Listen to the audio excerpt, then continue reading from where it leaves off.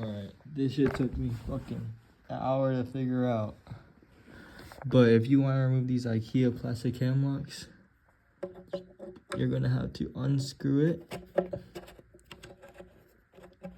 And there's gonna be a little arrow on there. I hope you guys can see that.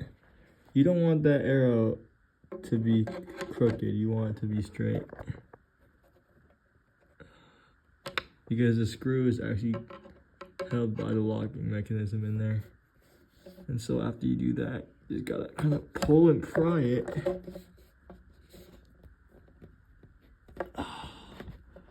Oh, just look at this.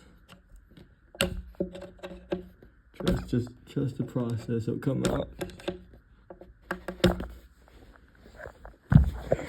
Set this down.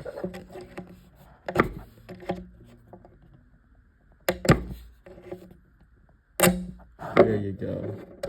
You might strip it a little bit, but that's okay. It's just plastic. And that's how you remove an IKEA cam lock.